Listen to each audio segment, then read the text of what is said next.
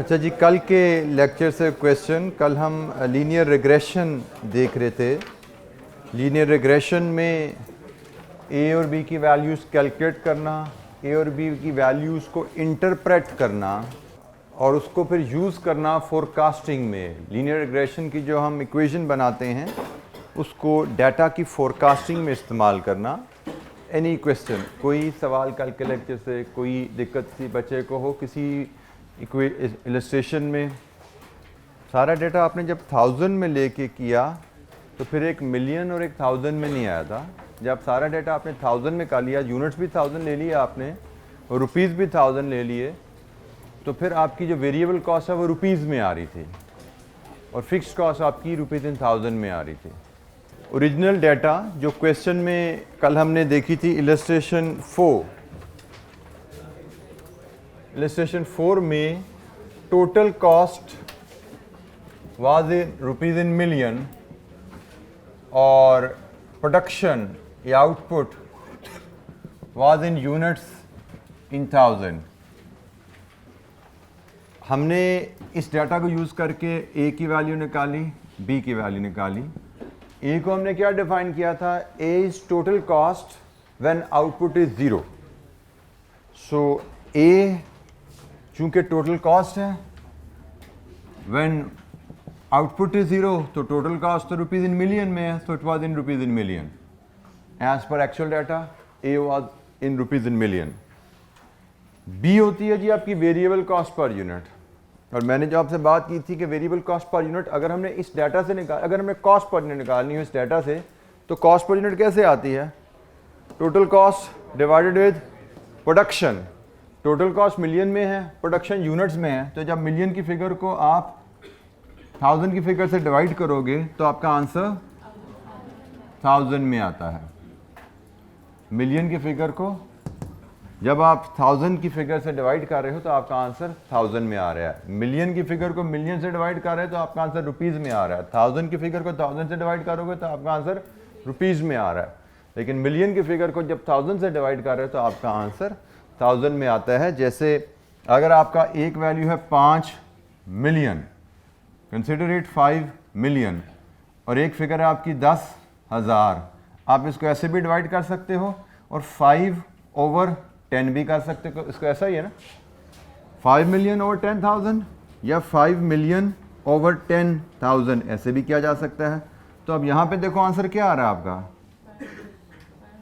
500, और यहाँ पे आंसर क्या आ रहा है 0.5।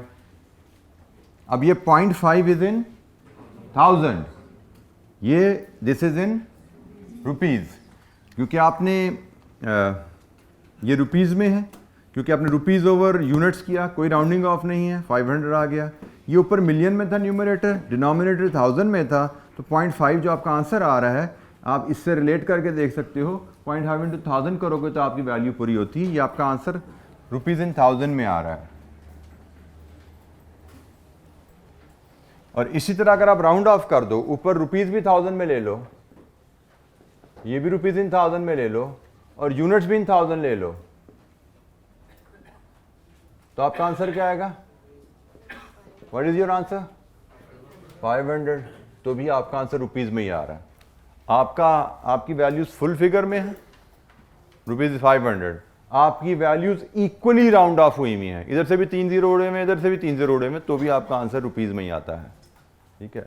लेकिन अगर आपकी राउंडिंग ऑफ फ़र्क है, एक मिलियन में एक 1000 में है, तो फिर आपको देखना पड़ेगा आपका आंसर क्या आ रहा है। मिलियन को 1000 से डिवाइड कर रहे हो तो आपका आंसर 1000 में इस केस में आता है। फिगर्स, ये एक छोटा सा असूल है, थोड़ी सी तवज्जो से आप इसको ऑब्जॉर्व कर लोगे तो आप डाटा को बड़ी एफिशिएंटली हैंडल कर पाओगे। ये अटेंडेंस मार्क होगी भी है मेरे पास डेस्क पे पड़ी हुई है, या होनी है अभी? ये प्लीज़ काइंडली शुरू कर जहाँ से भेज दीजिए जी। एनी क्वेश्चन, कोई सवाल, कोई और दिक्कत जी कल की डिस्कशन से? कल जो हमने how to handle rounded off figures उस पर बात कर रहे थे। कोई और दिक्कत जी किसी बच्चे को? अच्छा जी, हमने लास्ट 2 लेक्चर्स में कल परसों हमने फोरकास्टिंग पे बात की और मैंने आपसे जैसे कहा था कि फोरकास्टिंग पे जनरली हमें पास पेपर में क्वेश्चन नज़र नहीं आता। हमें पास पेपर में क्वेश्चन बजटिंग पे नॉर्मली मिलता है। तो अब हम बजट पे डिस्कशन स्टार्ट करने जा रहे हैं। वेरी ब्रीफ थ्योरेटिकल बैकग्राउंड उसका डिस्कस करेंगे और उसके बाद हम फिर बजट के जो क्वेश्चंस हैं किस अंदाज में आते हैं उसके लिए हम अपने आप को बिल्डअप करेंगे। Let's start with the definition of budget. Budget क्या होता है जी, इस पर बात हमारी हो चुकी हुई है, बट लेट्स रिकॉल। कितने बच्चों को याद है व्हाट इज द बजट? कोई एक वॉलंटियर हाथ खड़ा करके अगर बता सके। इस तरह इकट्ठे बोलते हैं पता नहीं लगता। व्हाट इज बजट जी, कौन बताएगा? वैसे सारे बता रहे थे, अब कोई एक भी नहीं बताना चाह रहा, ये क्या बात है? हाँ जी जी बेटा आप बताइए, what is budget? Budget is an organisational plan relating to a fixed future period expressed in numbers. Budget आपका नंबर्स में फ्यूचर का प्लान एक्सप्रेस किया जाता है। Usually it relates to a fixed period. अच्छा जी, बजट बनाना क्यों चाहिए एक अदारे को? पर्पस या पर्पसेस ऑफ बजटिंग। अगेन हमें को रेगुलरली अपेयरेंस नहीं होती क्वेश्चंस की, बट हमें क्वेश्चन आ सकते हैं। सो वी शुड थ्योरी के हमें आ सकते हैं, तो इसलिए हमें इसको पढ़ना है और रिवाइज भी करते जाना है। बट एक चीज़ याद रखिएगा, हमने थ्योरी को बिल्कुल क्रैम करने की कोशिश नहीं करनी, रटने की कोशिश नहीं करनी। कॉन्सेप्चुअली सिर्फ रीड करना है, लर्न करना है, मतलब हमें समझ आना चाहिए। और जब हम 2-3 दफ़ा पढ़ लेंगे किताब को, नोट्स को, ये खुद ब खुद हमें मेमोराइज हो जाएंगी चीज़ें और हमें रटनी नहीं है। So don't waste time on cramming things in cost accounting. Budget बनाने का मकसद क्या है? There are number of purposes, objective which an organisation plans to achieve, which an organisation will be able to achieve अगर वो budget बनाती है, जिसमें सबसे पहला ऑब्जेक्टिव आता है प्लानिंग का। अगर एक ऑर्गेनाइजेशन बजट बनाने की हैबिट में है, बजट बनाने की प्रैक्टिस में है, तो बजटिंग प्रोसेस में एंटर होना ऑर्गेनाइजेशन को एक अपॉर्चुनिटी देती है to think about future, to plan about future, कि आप फ्यूचर में क्या करना चाहते हैं, क्या अचीव करना चाहते हैं। सो आप फ्यूचर के बारे में सोच सकते हैं, आप फ्यूचर में क्या गोल्स या ऑब्जेक्टिव्स हासिल करना चाहते हैं उनके बारे में सोचते हैं। और यूजुअली एक कलेक्टिव एक्टिविटी होती है, आगे चल के हम बात करेंगे। सो ऑर्गेनाइजेशन ना सिर्फ अपने टारगेट सेट कर सकती है, बट साथ साथ हाउ टू अचीव देम, इसके बारे में भी बात की जाती है, क्योंकि टारगेट्स तब तक अचीव नहीं होते जब तक आप उनकी अचीवमेंट के लिए प्लानिंग ना करें। मतलब जैसे आप लोग अगर सोच लो जी मैंने से कैफ के एग्ज़ाम पास करने हैं फर्स्ट अटैम्प्ट में, सोचना काफ़ी नहीं है, सोचने के साथ आपको उसको प्लानिंग और एफर्ट्स भी करनी पड़ती हैं। सो पर्पसेस ऑफ बजट में सबसे पहला जो फ़ायदा हम कहते हैं हासिल करना चाहते हैं, हम प्लानिंग करना चाहते हैं। हमें प्लानिंग का मौका मिलता है, हमें टारगेट सेट करने का मौका मिलता है और उन टारगेट्स को अचीव करने के लिए मोड्स या स्ट्रेटजीज डिसाइड करने का मौका मिलता है। सेकेंड पर्पस जो बजटिंग से ऑर्गेनाइजेशन हासिल करती है, दैट इज कंट्रोल। अक्सर प्लानिंग एंड कंट्रोल की टर्म कलेक्टिवली हम यूज़ कर रहे होते हैं जब आप कोई अपने टारगेट्स सेट कर लेते हैं, जब आप अपने मोड्स ऑफ ऑपरेशन कि हमने कैसे काम करना है, किन किन एरियाज में क्या क्या वर्किंग करनी है, जब वो डिसाइड कर लेते हैं प्लानिंग स्टेज पे, तो ये सारी जो प्लानिंग आपकी है ये फिर आपकी ऑर्गेनाइजेशन की परफॉर्मेंस को कंट्रोल करने में आपको मदद देती है। कंट्रोल किस सेंस में किया जाता है कि आपने फॉर एग्जांपल सेल्स का बजट सेट किया कि हमें 10,000 यूनिट्स बेचने हैं, मंथली हमें एक्स अमाउंट ऑफ यूनिट्स बिकने चाहिए। कंट्रोल कहां से आएगा? आप मंथली एक्चुअल रिजल्ट्स को टारगेट से कंपेयर करते हो और जो टीम टारगेट पूरा नहीं कर रही उसकी आप कह सकते हैं कि उसकी आप खिंचाई कर सकते हैं, जो टारगेट पूरा कर रही है उसको अप्रिशिएट कर सकते हैं, उसको रिवार्ड कर सकते हैं, और जो टारगेट पूरा नहीं कर रही उसको ट्रेन कर सकते हैं, उसको मोटिवेट कर सकते हैं, उसको गाइड कर सकते हैं कि टारगेट कैसे पूरा करना है। तो अगर प्लान आपके पास है जो कि आपका टारगेट है, टारगेट आपके पास हो तो टारगेट को एक्चुअल रिजल्ट से कंपेयर करके आप टीम की परफॉर्मेंस को कंट्रोल करते हैं, मॉनिटर करते हैं। कंट्रोलिंग से मराद monitoring it and rectifying it. Monitor किया, टारगेट पूरा हो रहा है, अप्रिशिएट कर दिया, मॉनिटर किया, टारगेट पूरा नहीं हो रहा तो फिर उसको ट्रेनिंग की, उसकी मोटिवेशन की, उसकी काउंसलिंग की, उसको सपोर्ट किया। परफॉर्मेंस को कंट्रोल किया जाता है थ्रू मॉनिटरिंग। सो प्लानिंग अगर है तभी कंट्रोल किया जा सकता है। अगर आपके पास टारगेट्स नहीं है तो आप किसी की परफॉर्मेंस को अच्छी या बुरी जज नहीं कर सकते। For control purposes, for performance appraisal purposes, you definitely need targets, जो कि बजट्स आपको प्रोवाइड करते हैं।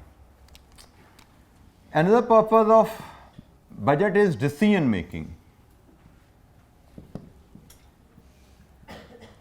डिसीजन मेकिंग के कई एस्पेक्ट्स बजटिंग में आ जाते हैं।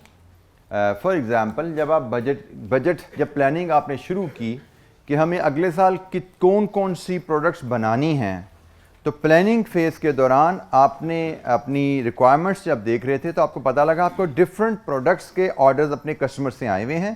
प्रोडक्ट ए के भी ऑर्डर आए हुए हैं, प्रोडक्ट बी के भी ऑर्डर आए हुए हैं, और शायद आपको प्लानिंग के दौरान पता लगा कि जितने ऑर्डर्स आपके पास हैं, आपकी तो अगले साल इतनी कैपेसिटी ही नहीं है, आप तो सारी अपनी डिमांड जो कस्टमर्स की है वो पूरी नहीं कर सकते। तो शायद उस मौके पे आपको एक फ़ैसला करने का मौका चांस मिलेगा कि अगर हम सारी डिमांड ए और बी दोनों की पूरी नहीं कर सकते तो हमें फिर किस प्रोडक्ट पे फोकस करना चाहिए। प्लानिंग स्टेज पे ही आप ये फैसला कर पाते हैं। डेफिनेटली आप उस प्रोडक्ट पे फोकस करेंगे, उस प्रोडक्ट बनाने को प्रेफर करेंगे जो आपके लिए ज़्यादा फ़ायदेमंद है। तो अगर आप पहले ही बैठ के डिसीजन ले लेंगे, पहले ही बैठ के एवेल्यूएट कर लेंगे, तो आपको डिसीजन मेकिंग का मौका मिलेगा और आप कंपनी के बेहतर मुफाद में फैसला कर पाएंगे कि हमें किस प्रोडक्ट पे काम करना चाहिए। डिसीजन मेकिंग के अलावा हमारे चैप्टर्स भी हैं, टूल्स भी हैं, वो भी हम पढ़ेंगे, लेकिन बजटिंग में भी हमें डिसीजन मेकिंग की बाज़ ज़रूरत पड़ती है और ये डिसीजन मेकिंग कंपनी के फ़ायदे के लिए हमारे काम आती है। फोर्थ, इसमें हम देखते हैं जी resource allocation. Resource allocation, budgeting जब आप कर रहे हैं, प्लानिंग आप कर रहे हैं, तो मोस्ट ऑफ द ऑर्गेनाइजेशन में रिसोर्सेज लिमिटेड होते हैं। जैसे मैंने अभी बात की कि हमारे पास अगर डिमांड ज़्यादा है, शायद मशीन की कैपेसिटी हमारी इतनी नहीं है कि हम सारी डिमांड पूरी कर सकें, इसका मतलब we have some limited resources. वो रिसोर्सेज मशीन के भी हो सकते हैं लिमिटेड, वो रिसोर्सेज लेबर के भी रिसोर्सेज लिमिटेड हो सकते हैं, हो सकता है रॉ मटेरियल की सप्लाई लिमिटेड हो। सो जब आप ऑर्गेनाइजेशन के पास नॉर्मली रिसोर्सेज लिमिटेड ही होते हैं, बाज़ का फाइनेंस की लिमिटेशन आ जाती है, पैसा हमारे पास इतना नहीं होता कि जितना हम काम करना चाहें कर सकें, हमें लिमिट करना पड़ता है अपने काम को। सो जब रिसोर्सेज लिमिटेड हो जाते हैं तो वहाँ पे भी प्लानिंग स्टेज पे इदारा देख सकता है कि एफिशिएंट रिसोर्स एलोकेशन क्या है, कंपनी के बेहतर मुफाद में रिसोर्स एलोकेशन कैसे है। आपके पास अगर से लेबर लिमिटेड है तो आपको लेबर को डिपार्टमेंट ए में ज़्यादा डिप्लॉय करना चाहिए या डिपार्टमेंट बी में डिप्लॉय ज़्यादा करना चाहिए, कहाँ पे कंपनी का मुनाफा ज़्यादा है।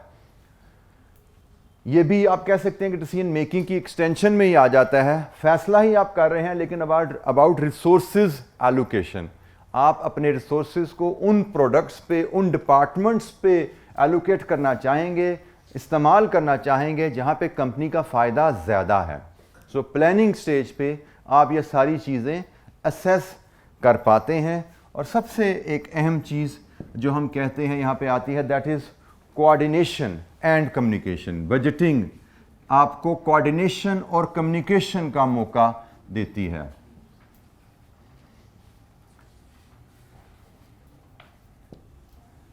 कोऑर्डिनेशन एंड कम्युनिकेशन, अगर एक्टिविटीज़ किसी इदारे में कोऑर्डिनेटेड नहीं है, कम्युनिकेटेड नहीं है, तो इदारे अपने ऑब्जेक्टिव्स को हासिल नहीं कर पाते। फॉर एग्जांपल, आपने अगर सेल्स टीम को टारगेट दे दिया कि आपने अगले साल 10,000 यूनिट्स बेचने हैं, लेकिन आपने उसके मुताबिक प्रोडक्शन टीम को टारगेट ना दिया कि आपने कितने यूनिट्स बनाने हैं, तो सेल्स टीम ऑर्डर लेके आएगी लेकिन प्रोडक्शन टीम प्रोडक्शन नहीं कर पाएगी, ऑर्गेनाइजेशनल टारगेट अचीव नहीं होंगे।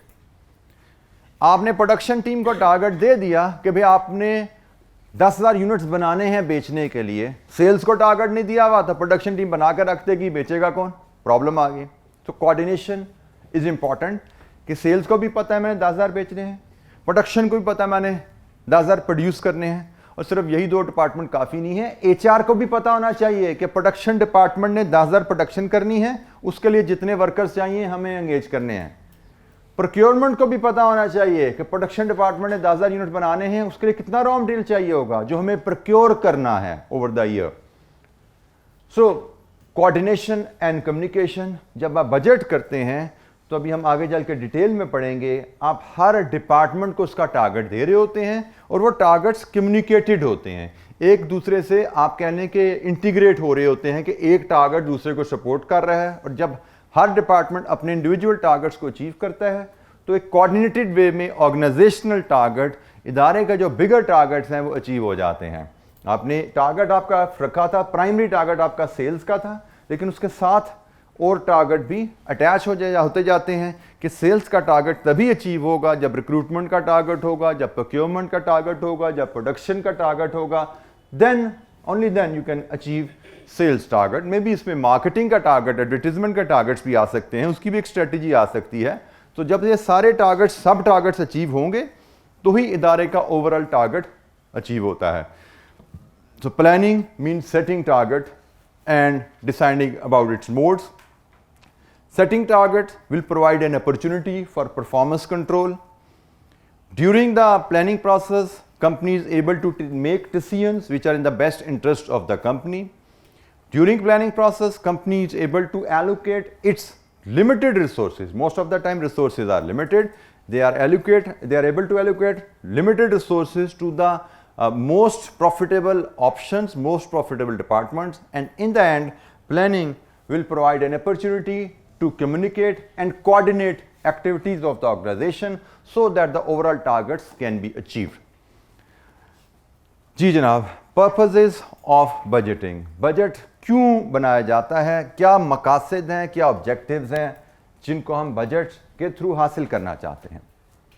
Any question? अच्छा जी, बजट से related there are few terms जो आपको किसी क्वेश्चन में नज़र आ सकती हैं। ये टर्म शायद हमें क्वेश्चन में एग्जामिनर पूछेगा नहीं, लेकिन क्वेश्चन में कहीं नज़र आएगी, तो we should be familiar with this term. एक बजट कमेटी होती है जी इदारे में,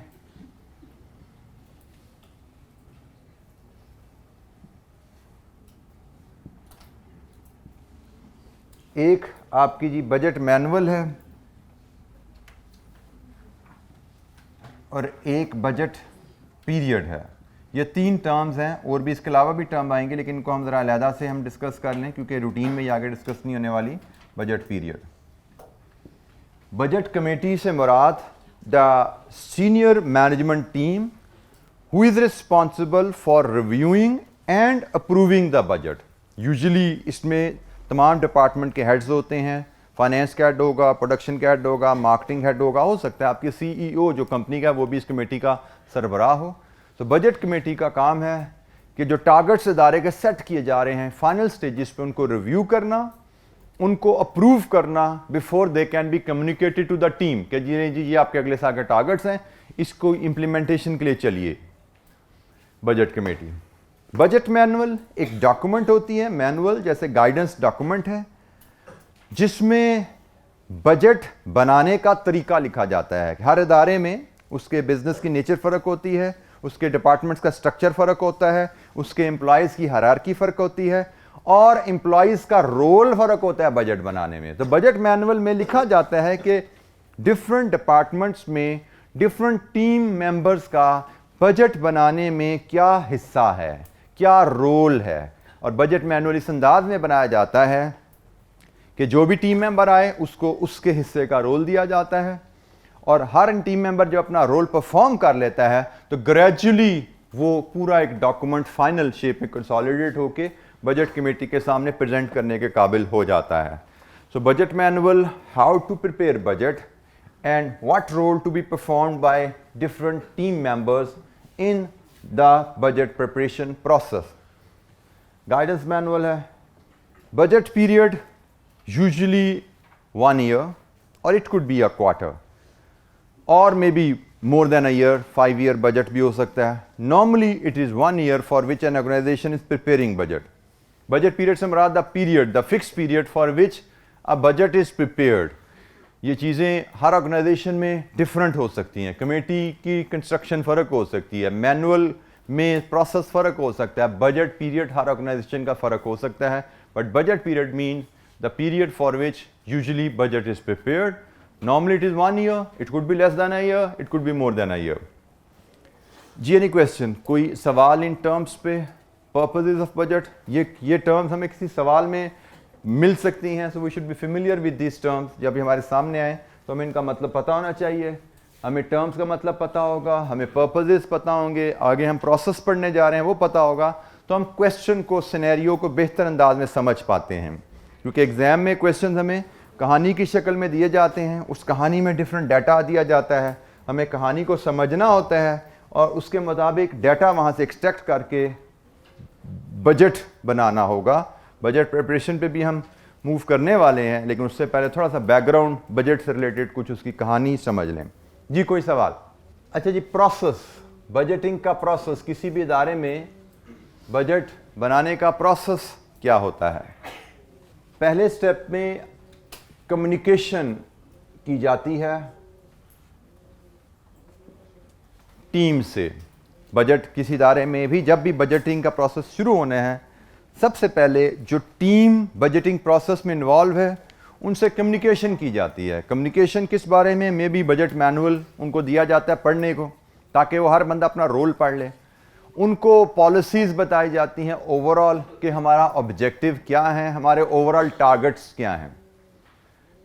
Communication of the policies and the procedure and the rules and the responsibilities हर बंदे से शेयर की जाएंगी. इसके बाद identification of principal budget factor. What is the principal budget factor? जी कोई बताएगा प्रिंसिपल बजट फैक्टर क्या है? प्रिंसिपल बजट फैक्टर क्या है जी, कौन बताएगा? Someone should be able to tell. जनाब क्या होता है प्रिंसिपल बजट फैक्टर? कोशिश कीजिए. क्या आप ये कहना चाह रहे हैं आप में से किसी ने ये टर्म कभी पढ़ी नहीं है? This is a very important term which can be used in any question. You may come across a question जिसमें प्रिंसिपल बजट फैक्टर की टर्म यूज की जाए. प्रिंसिपल बजट फैक्टर से मुराद है अ वेरिएबल और an activity which restricts overall activity of the organisation.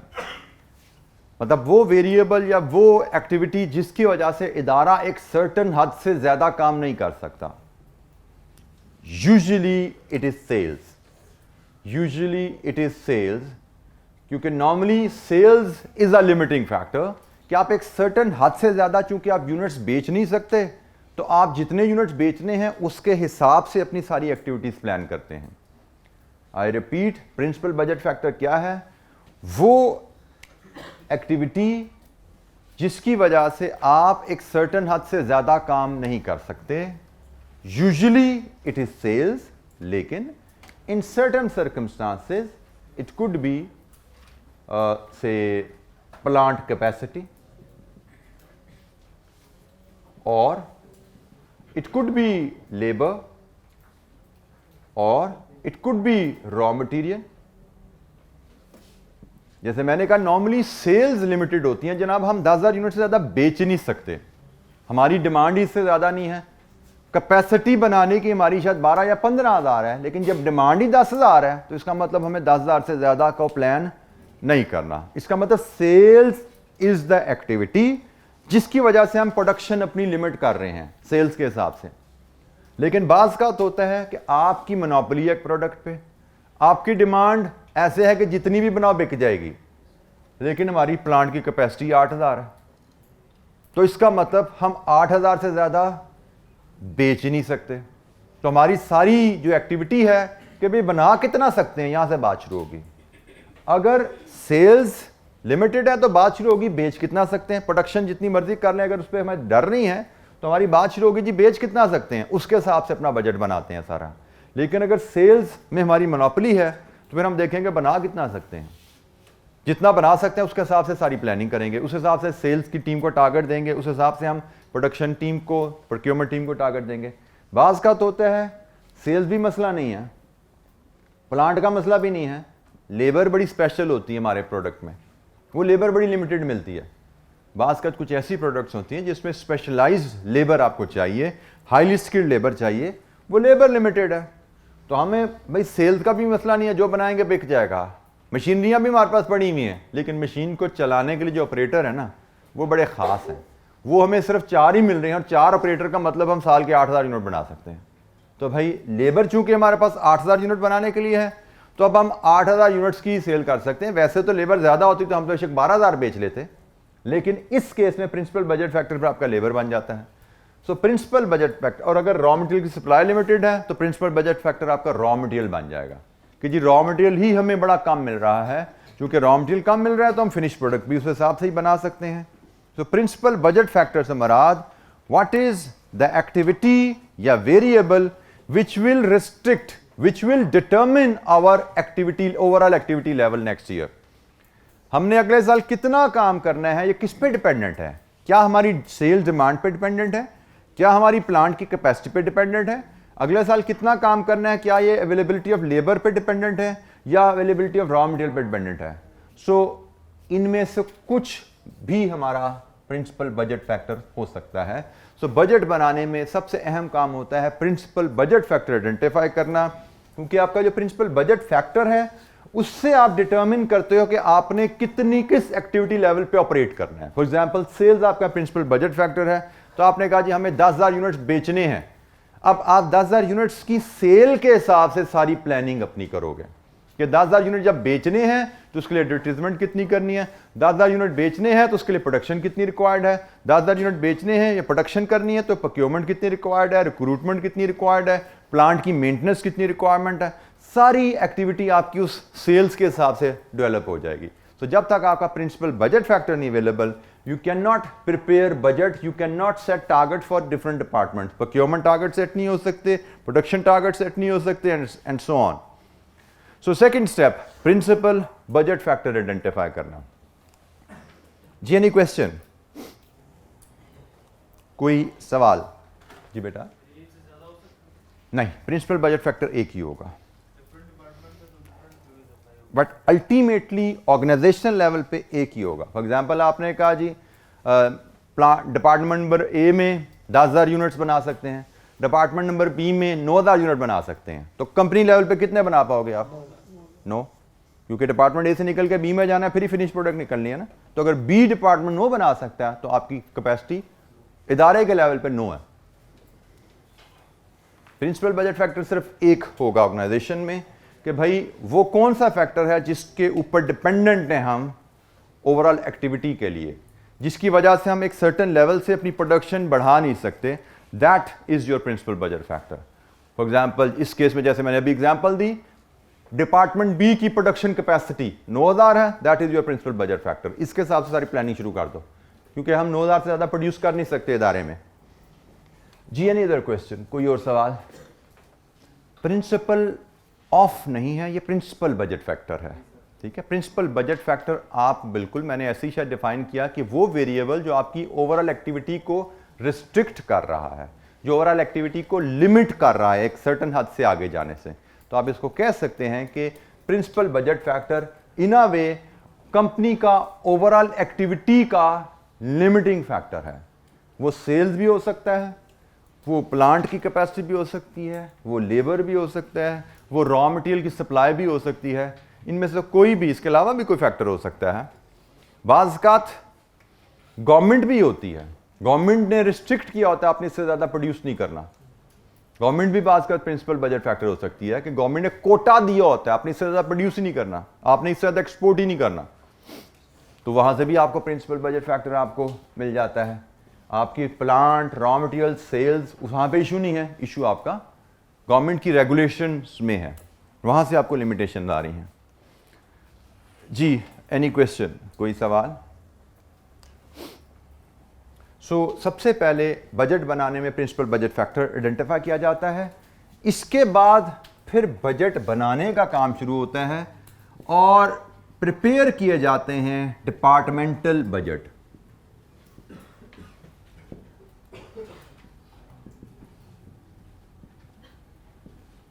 Departmental budget, हर department का बजट बनाया जाएगा और उनमें से सबसे पहले first of all budget of principal budget factor.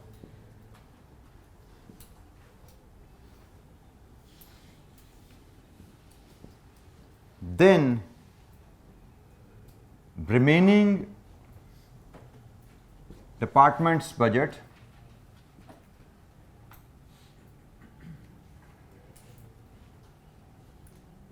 aligning these with principal budget factor. This is critical. कि सबसे पहले आप प्रिंसिपल बजट फैक्टर उसका बजट बनाएंगे। फॉर एग्जांपल सेल्स है, आपका principal budget factor let's assume हमने कहा जी सेल था, तो सबसे पहले आप सेल्स का बजट बनाते हैं और सेल्स का बजट बनाने के बाद बाकी डिपार्टमेंट्स का बजट बनाएंगे, लेकिन उनको अलाइन रख के चलते हैं प्रिंसिपल बजट फैक्टर के साथ, मतलब सेल्स बजट के साथ। जैसे अभी थोड़ी देर पहले मैंने आपको एक एलैबोरेशन जब दे रहा था कि जब सेल्स बजट बनेगा उसके हिसाब से प्रोडक्शन का बजट बनेगा कि भाई कितने यूनिट बेचने हैं, उसके हिसाब से how much units we need to produce. Production budget बनेगा तो उसके हिसाब से रिक्रूटमेंट, एचआर की, लेबर की रिक्रूटमेंट का बजट बनेगा। प्रोडक्शन बजट बनेगा उसके हिसाब से प्लांट की मेंटेनेंस का बजट बनेगा। अभी प्लांट ने कितने यूनिट बनाने हैं, कितने घंटे चलना है, उसकी मेंटेनेंस की रिक्वायरमेंट क्या होगी। प्रोडक्शन बजट बनेगा उसके हिसाब से रॉ मटेरियल की प्रोक्योरमेंट का बजट बनेगा। ठीक है, तो ये सारे लिंक अल्टीमेटली शुरू बात कहां से हुई, सेल्स बजट से।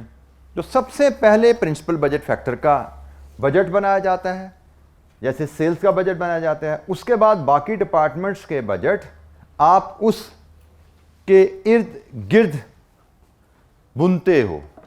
जैसे प्रिंसिपल बजट फैक्टर सेल्स का बजट आ गया, फिर प्रोडक्शन का बजट, प्लांट मेंटेनेंस का बजट, एचआर की रिक्रूटमेंट, लेबर रिक्रूटमेंट का बजट, देन रॉ मटेरियल की प्रोक्योरमेंट का budget and so on, marketing का बजट एटसेट्रा।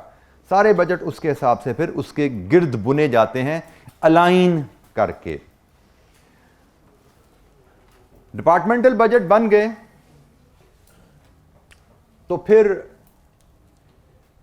इनकी रिव्यू किया जाता है और अप्रूव किया जाता है। Review and approval from budget committee. Budget बना, कमेटी जो हमारी बनी थी इसने रिव्यू करना है और अप्रूव करना है फॉर इंप्लीमेंटेशन। और इसका बजट प्रोसेस का आखिरी जो स्टेप होता है that is regular review of budget for any changes, for any required changes and comparison of actual results with budgets for control। ये पूरा साल प्रोसीजर चलता रहता है, ये दोनों काम पूरा साल होते रहते हैं।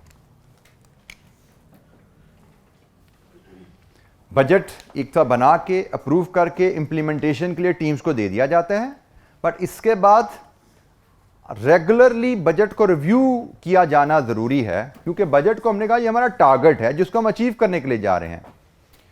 बाज़ ज़कात हालात ऐसे बदल जाते हैं कि आपको टारगेट को रिवाइज करने की जरूरत पड़ जाती है। जैसे हम कल ही फोरकास्टिंग की बात कर रहे थे, कल ही हम बात कर रहे थे, हमने जी बैटरीज बना के बेचते हैं, हमने अगर बैटरीज बना के बेचते हैं और बैटरीज की सेल के हिसाब से हमने बजट बना लिया, प्रोडक्शन का बजट बना लिया, और हमने टेक्नोलॉजिकल फोरकास्ट नहीं की थी अगर, तो साल के दरमियान में कहीं जाके नई टेक्नोलॉजी आ गई, साल के दरमियान में जाके बैटरीज नई टेक्नोलॉजी की मार्केट में आ गई, तो दिस रिक्वायर्स कि we need to revise our targets now, क्योंकि अब नई टेक्नोलॉजी आने से हमारी पुरानी टेक्नोलॉजी की बैटरियां तो नहीं बिकेंगे ना। तो बाज़ का ऐसे सर्कमस्टांसेस आ जाते हैं कि आपको अपने टारगेट्स को रिवाइज करने की ज़रूरत है, आपको अपनी प्लानिंग को रिवाइज करने की ज़रूरत है। अगर आपने टेक्नोलॉजिकल फोरकास्ट नहीं की थी, साल के दौरान नई बैटरी लॉन्च हो गई, अब आपके पिछले टारगेट जो आपने सेट किए हैं वो अचीवेबल नहीं रहेंगे। तो जब टारगेट अचीवेबल ही नहीं है तो उनको सामने रखने का, उनको अचीव करने की कोशिश करने का क्या फ़ायदा। One should be realistic. So हम ऐसे हालात को देखते रहते हैं कि भाई कोई हालात ऐसे तो नहीं पैदा हो गए जिनकी वजह से हमें टारगेट्स या प्लान को रिवाइज करने की ज़रूरत है। This is important. ये इंपॉर्टेंट इसलिए भी हैं कि हमने टारगेट्स टीम को दिए हुए हैं और हमने टीम की परफॉर्मेंस को गेज करना होता है कि भाई हमने आपको क्या टारगेट दिया था, आपने क्या अचीव किया। हमने ये मॉनिटरिंग करनी है। और अगर हमारे टारगेट रियलिस्टिक नहीं है, फॉर एग्जांपल पहले 6 महीने हमारी सेल्स टीम बड़ी अच्छा काम कर रही थी, टारगेट अचीव कर रही थी, 6 महीने बाद नई टेक्नोलॉजी मार्केट में लॉन्च होगी। अब अगर हम उनसे पूछें भाई तुम अब क्यों टारगेट पूरा नहीं कर रहे, तुम्हारी तो इंक्रीमेंट नहीं लगेगी, तुम्हें तो बोनस नहीं मिलेगा, this will be unfair with them, this will bring demotivation in them कि भाई हमारा क्या कसूर है, आपने जो चीज हमें बेचने के लिए दी थी वो अब ऑब्सोलीट हो गई है, अब लोग वो उस प्रोडक्ट में इंटरेस्टेड ही नहीं है, नई टेक्नोलॉजी आ गई। सो हमारा कंट्रोल का जो मकसद है फौत हो जाता है, क्योंकि हमने बजट बनाया, ऑब्जेक्टिव में लिखा हम कंट्रोल करना चाहते हैं, परफॉर्मेंस को रिव्यू करना चाहते हैं, लेकिन अगर हमारा बजट किसी हालात की तब्दीली की वजह से रेलेवेंट ही नहीं रहा तो वो कंट्रोल कहां से देगा हमें। टेक्नोलॉजी बदल गई है, सेल ही नहीं होगी हमारी प्रोडक्ट, तो सेल्स टीम की खिंचाई कहां से कर पाएंगे हम।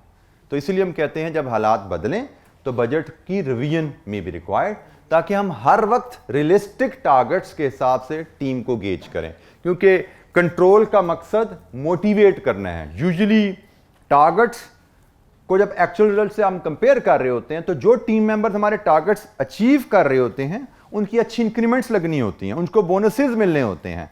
सो हमने कंट्रोल के थ्रू मोटिवेशन लानी होती है, कंट्रोल के थ्रू परफॉर्मेंस एनहेंस करनी होती है।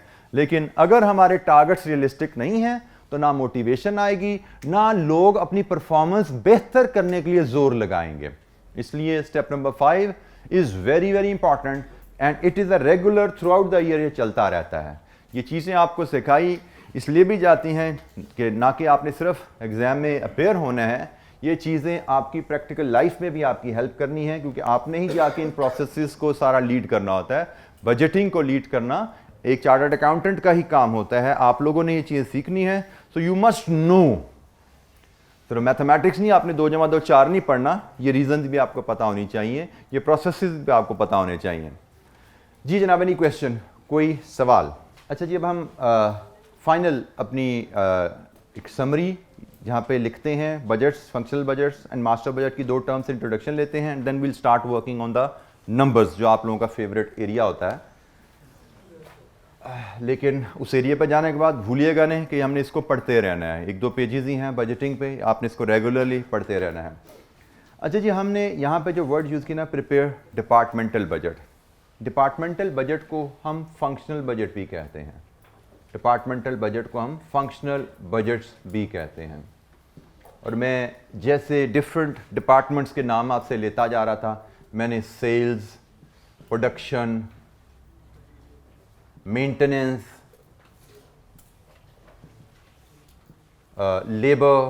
लेबर का budget, raw material, procurement, advertisement, admin cost, these are all different departments, selling and distribution,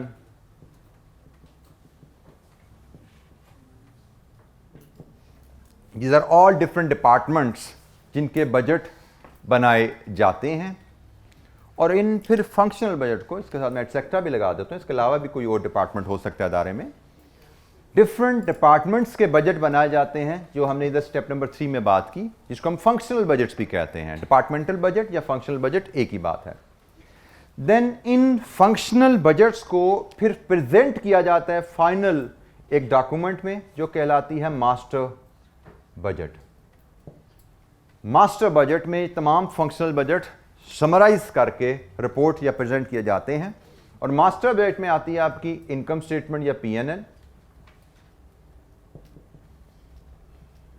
आपकी बैलेंस शीट या स्टेटमेंट ऑफ फाइनेंशियल पोजीशन जिसको आप कहते हैं, और कैश फ्लोज या कैश बजट भी इसको हम कह सकते हैं।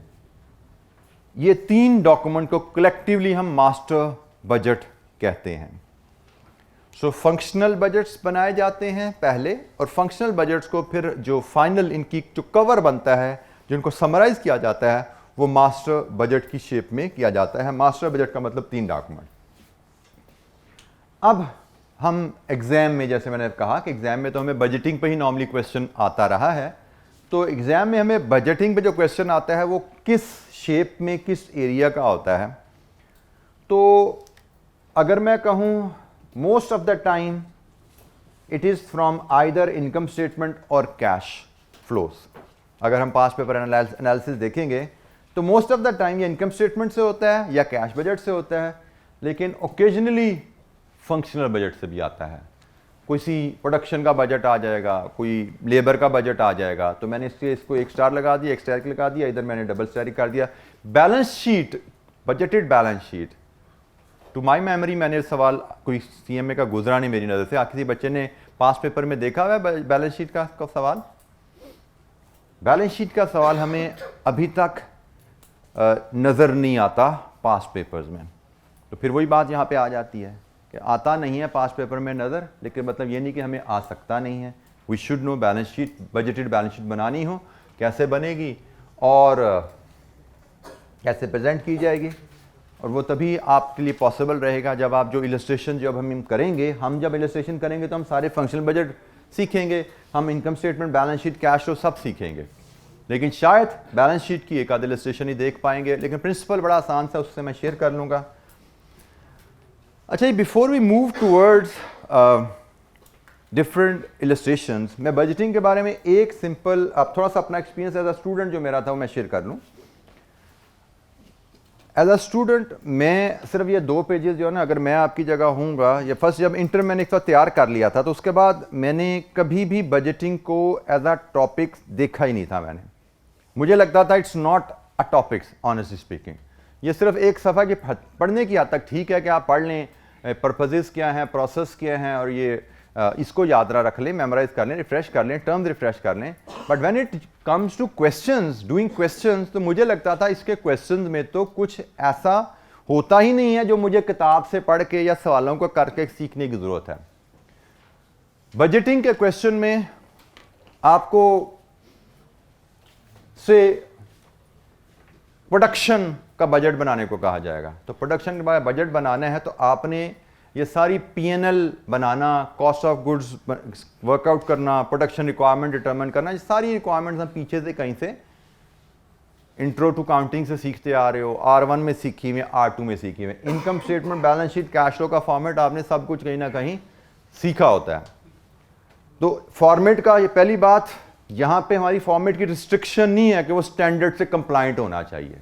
हम जिस मर्जी अंदाज में प्रॉफिट एंड लॉस कैलकुलेट करके दें, उसको प्रॉफिट में इंटरेस्ट है, उसको सेल्स, कॉस्ट ऑफ सेल्स और अदर चीज़ों में इंटरेस्ट है। फॉर्मेट कैसा होना चाहिए, स्टेटमेंट में, कॉलम में, दाएं बाएं कैसा, नीला पीला, कोई यहाँ पे रिक्वायरमेंट्स हमारी नहीं होती। रिपोर्टिंग में आपकी स्टैंडर्ड से कंप्लाइंट होना ज़रूरी है। FRS आपने IFRS आप पढ़ते हैं, उससे कंप्लाइंट होना ज़रूरी है, यहाँ पे रिक्वायरमेंट नहीं। तो बेसिक्स हमें इनकम स्टेटमेंट, बैलेंस शीट और कैश फ्लो की बेसिक्स हम सब सीख चुके होते हैं क्या चीज़ें हैं।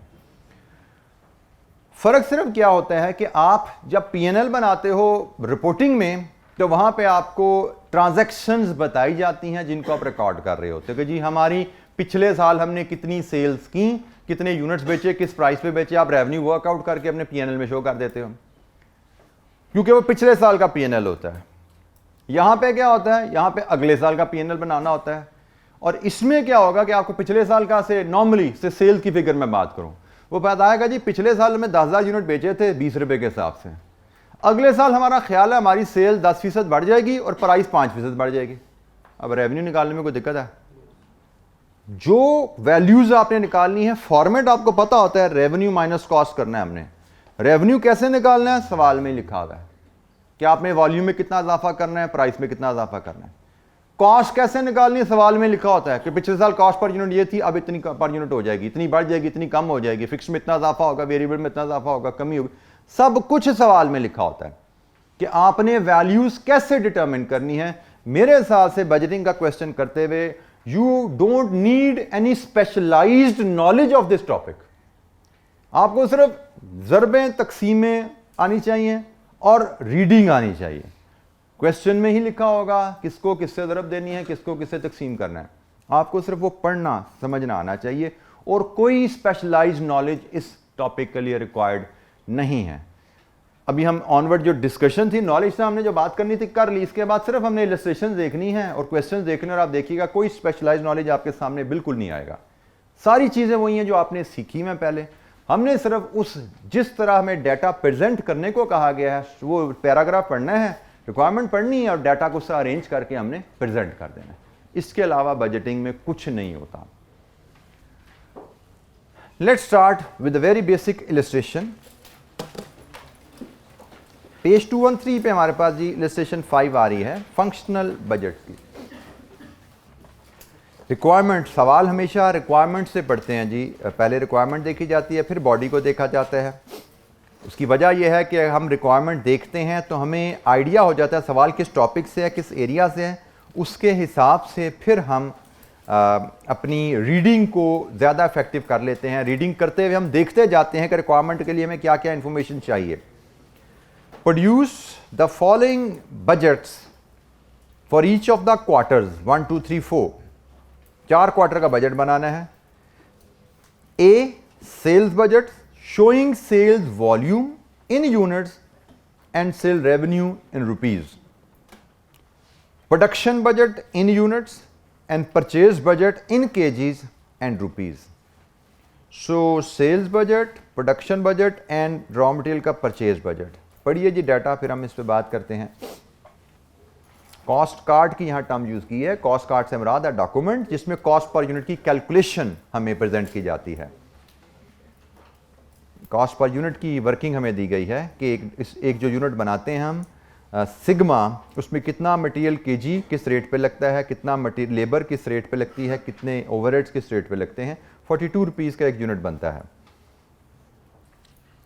अच्छा, हमसे कहा गया है क्वार्टरली सेल्स बजट बनाइए showing sales volume and revenue. तो सेल्स बजट का मतलब क्वार्टरली सेल्स बतानी है जिसमें यूनिट्स भी बताने हैं और रेवेन्यू भी बताना है। फॉर्मेट शायद हम अगर ऐसे कर लें, 4 क्वार्टर हैं तो 4 कॉलम 1 2 3 और 4।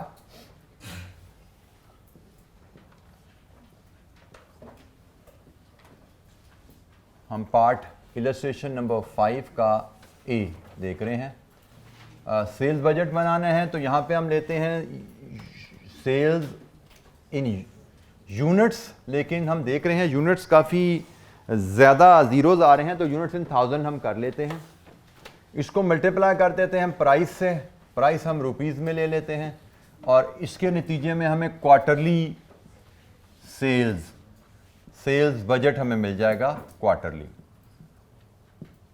सेल्स बजट से मुराद, क्वार्टरली सेल्स बजट से मुराद क्वार्टरली सेल्स जो हमारा प्लान है वो बताइए।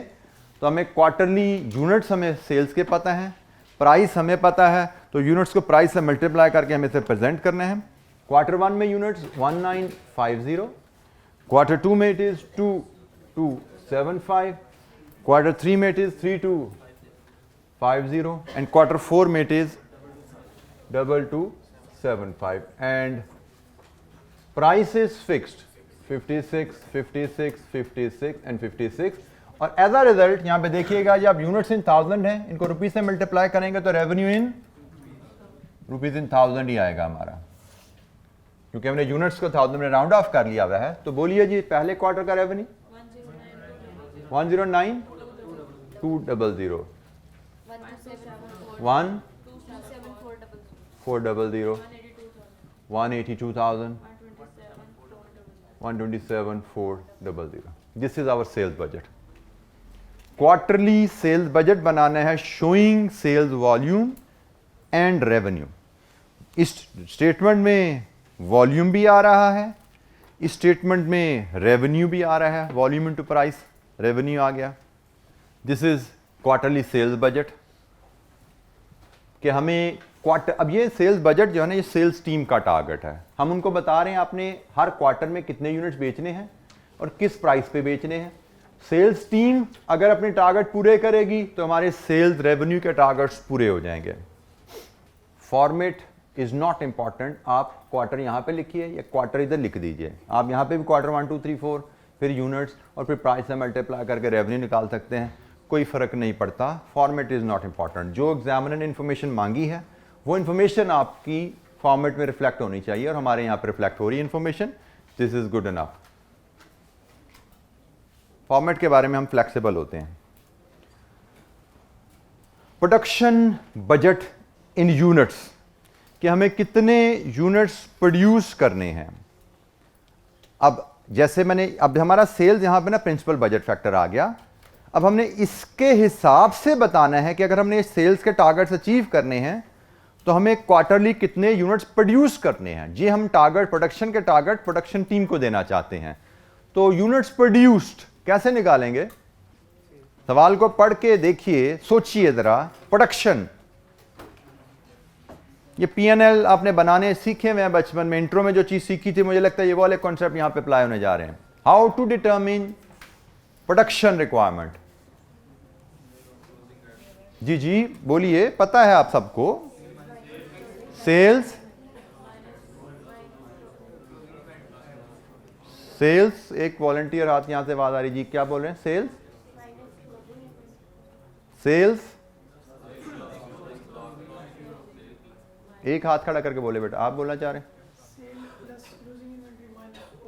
बिल्कुल ठीक हो गया जी। सेल्स जो यूनिट आपने करने हैं plus closing stock of finish goods minus opening stock of finish goods, this gives you production requirement. ये आपकी बेसिक इक्वेशन है। सेल्स जो यूनिट्स बेचने हैं, add closing stock of finish goods जो आप चाहते हो साल के एंड पे, पीरियड क्वार्टर के एंड के आपके हाथ में रहें, less opening stock of finish goods जो पीरियड के शुरू में आपके पास थे, this gives you production budget.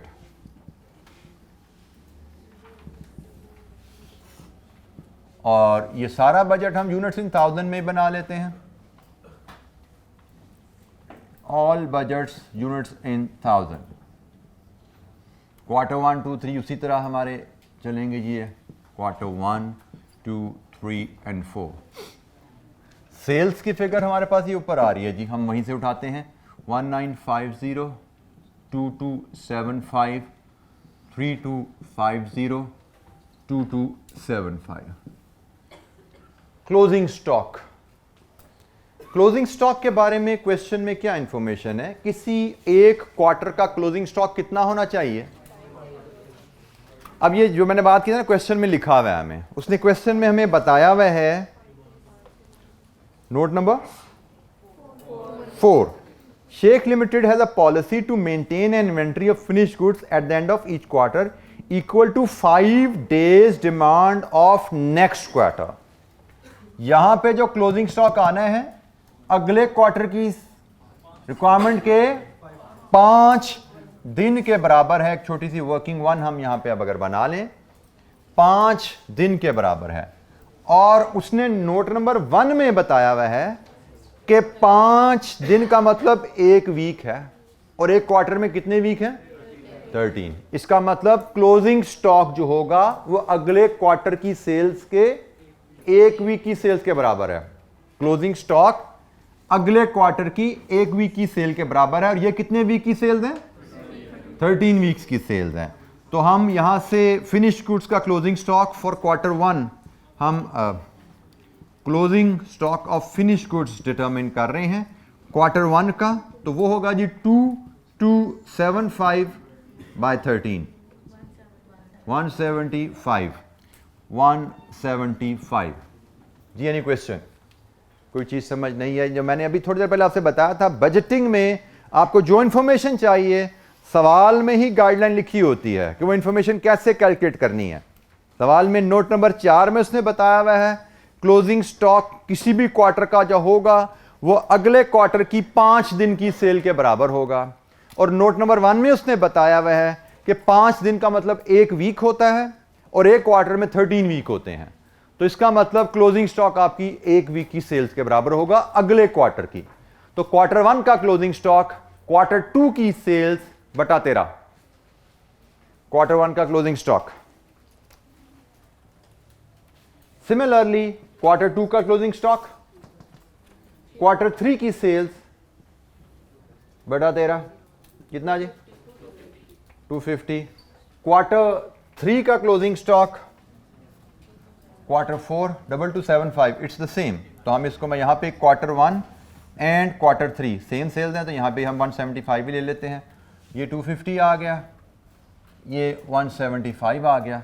अब क्वार्टर 5 की सेल्स हमें गिवन है 1950, सो हम क्वार्टर 4 का क्लोजिंग स्टॉक लेंगे 1950 डिवाइड विद 13 150। ये जी हमारे पास क्लोजिंग स्टॉक की फिगर आ गई। Sales plus closing stock minus opening stock, यहां से प्रोडक्शन की फिगर आती है। और ये इक्वेशन आप लोगों ने जैसे अगर मैं गलती पे नहीं तो आपने इंट्रो में जरूर सीखी होगी, उसी लेवल पे सीखी होगी और बार बार आपकी ये कहीं ना कहीं यूज होती आई होगी पीएनएल बनाते हुए। R1 में भी आपने इसको जरूर अप्लाई किया होगा इस इक्वेशन को। So not a new knowledge for you. जी कोई सवाल? सॉरी, हाँ जी 175, क्वार्टर 3 का क्लोजिंग स्टॉक 175। जी एनी क्वेश्चन, कोई सवाल? Opening stock of finish goods, तो जो एक पीरियड का क्लोजिंग होता है वो अगले पीरियड का ओपनिंग होगा। ओपनिंग हो गया, ओपनिंग आ गया, इसका ओपनिंग, इसका ओपनिंग क्या होगा? पिछले पीरियड का क्लोजिंग। और पिछले पीरियड का क्लोजिंग कहां पे बेस करता है? 1950। इसके लिए हम अगर हम वर्किंग से 2 यहां पे बना दें, मैं यहां पे वर्किंग 2 लिख देता हूं। ये है opening stock of finish goods quarter 1, it is 1950 divide with 13, it is 150।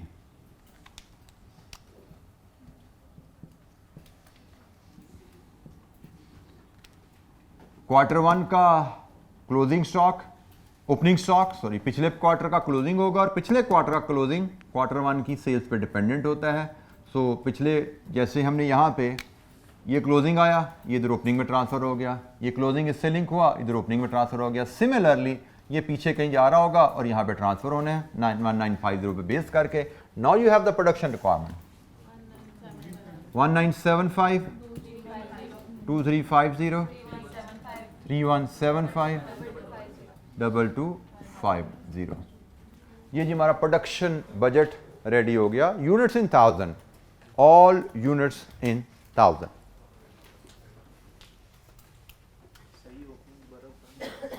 बेटा एक कौन सा ओपनिंग?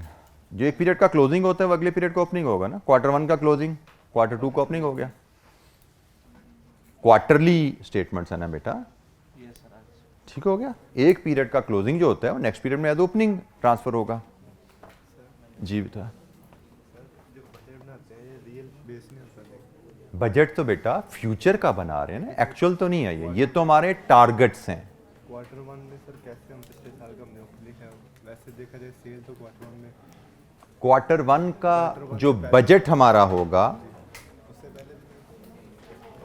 आपके साथी का सवाल है कि क्वार्टर 1 बजट तो फ्यूचर के बारे में है, तो क्वार्टर 1 का ये स्टॉक ओपनिंग स्टॉक कहाँ से आ गया?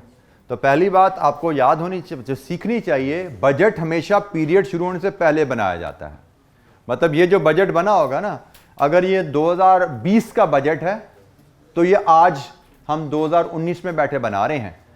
1 जनवरी से 31 दिसंबर 2020 का बजट है, तो हम आज नवंबर में बैठे इसको बना रहे हैं। और जब हम नवंबर में बैठे बना रहे हैं और हमने टारगेट सेट कर लिया अगले क्वार्टर का 1950, तो क्या ख्याल है 31 दिसंबर को हम ये स्टॉक लेके चलेंगे हम, क्योंकि हमारी पॉलिसी है कि जितनी सेल्स करनी है अगले पीरियड में उसका 5 दिन का स्टॉक आपके पास होना चाहिए। हमने जब नवंबर में दिसंबर में ये टारगेट फाइनल कर लिया तो 31 दिसंबर को हम इतना स्टॉक रख के चलेंगे 2020 में। जी एनी क्वेश्चन, कोई और सवाल जी यहां तक? We are done with sales budget, we are done with production budget. Always refer your working. अगर आपकी वर्किंग के साथ नंबर नहीं लगे हुए और रेफर नहीं हुए हुए तो you will be in trouble. अच्छा जी, थर्ड पार्ट सी इसका, purchase budget in KGs and rupees. Purchase budget, हमने कितना रॉ मटेरियल परचेज करना है, ये किस पे डिपेंड करता है? प्रोडक्शन पे। यूजुअली हमारा प्रोडक्शन रिक्वायरमेंट को मल्टीप्लाई कर दें केजी पर यूनिट से, और प्रोडक्शन अगर हमारी यूनिट्स इन 1000 में है तो हमें यूजेज रिक्वायरमेंट केजीज इन 1000 में आ जाएगी। एग्रीड जी? प्रोडक्शन हमारे पास अवेलेबल है, प्रोडक्शन को केजी पर यूनिट से मल्टीप्लाई कर दें तो हमारे पास यूजेज रिक्वायरमेंट आती है, परचेज नहीं आती। रॉ मटेरियल यूजेज आई है, यूजेज से परचेज में जाना हो क्या करेंगे? Add closing stock of raw material less opening stock of raw material, this gives us raw material purchase requirement, और ये भी केजीज इन 1000 में ही अगर हम लेके चल रहे हों। This is the equation which you should be able to recall. अब ये अलहदा बात है कि यहां पे उसने में बताया हुआ है क्लोजिंग स्टॉक ओपनिंग स्टॉक 0, क्योंकि हमारा रॉ मटेरियल पेरिशेबल है। ठीक है, तो मैंने सिर्फ ये 2 लाइनें आपको इक्वेशन आपको समझाने के लिए लिखी, अदरवाइज हमारे लिए usages is equal to purchase, हमारे लिए सवाल में usages is equal to purchase ये लिखने की जरूरत नहीं थी, लेकिन सिर्फ मैंने आपको इक्वेशन रिकॉल करवाने के लिए ये डाटा जरा इस अंदाज में लिखा। हमसे क्या कहा गया है कि जी आप परचेज बजट केजीज में भी बताइए, रुपीज में भी बताइए। ये परचेज बजट केजीज में आएगा तो इसको हम प्राइस रुपीज, प्राइस पर केजी जो रुपीज में उससे मल्टीप्लाई करेंगे तो हमारी रॉ मटेरियल परचेज की रिक्वायरमेंट रुपीज में आएगी या रुपीज इन 1000 में आएगी, क्योंकि हमारे केजीज इन 1000 चल रहे हैं। ये जी हमारा फॉर्मेट 4 क्वार्टर 1, 2, 3, 4 और ये पार्ट सी हमारा परचेज बजट, और ओपनिंग क्लोजिंग स्टॉक मैंने आपसे जैसे शेयर किया ये तो 0 है, मैंने सिर्फ आपको सिखाने के लिए लिखा, अदरवाइज ये हमारी यहाँ पे रिक्वायरमेंट नहीं थी। हम इसको शायद यहाँ पे ना भी लिखते तो हमारा गुजारा है। हमारा raw material usages is equal to purchase ही है इस केस में, क्योंकि raw material is perishable, we are not in, we don't have a policy of carrying raw material stock. जी जनाब, एनी क्वेश्चन, कोई सवाल? तो ज़रा शुरू कीजिए काम, ज़रा बजट या परचेज बजट बनाना तो अब आ गया होगा आपको, सारा फॉर्मेट आपके सामने है। फिगर्स फीड कीजिए, वैल्यूज़ फाइनल मुझसे शेयर कीजिए परचेज की। You just have to populate this table, table आपके पास आ गया है। अब इस टेबल में आपने वैल्यूज़ फीड करनी है तो आपका बजट, परचेज का बजट तैयार होगा। ये लीजिए जी, this is the purchase budget, raw material purchase budget. उसने हमसे कहा केजीज भी बताइए, रुपीज़ भी बताइए, तो हमने दोनों चीज़ें बता दी। रॉ मटेरियल परचेज हमें केजीज में कितना करना है, रॉ मटेरियल परचेज वो हमारी केजीज की फिगर भी इस टेबल में आ रही है, और परचेज रुपीज़ की फिगर भी हमारे पास आ रही है। ये 2 वैल्यूज़ हमसे मांगी गई थी, केजीज एंड रुपीज़। अच्छा जी, आज के लिए इतना ही। आगे हमने एक इलस्ट्रेशन जो शुरू करनी है वो मास्टर बजट की इलस्ट्रेशन है, इलस्ट्रेशन नंबर 6। इसकी रिक्वायरमेंट अगर आप देखें तो इसमें हमें फंक्शनल बजट्स भी बनाने हैं, sales budget, production budget, plant utilisation budget, direct material usages budget, direct labour budget, production overhead budget, cost per unit budget, direct material purchase budget, cost of goods sold budget. ये तकरीबन 8-9 functional budget हैं। And then master budget, master budget का मतलब तीनों, income statement भी, balance sheet भी और cash budget भी। तो इंशाअल्लाह कल हम इस इलस्ट्रेशन पे काम शुरू करेंगे। एंड विल सी कि शायद हम इसको कल कंप्लीट कर पाएँ। Thank you. अस्सलाम वालेकुम।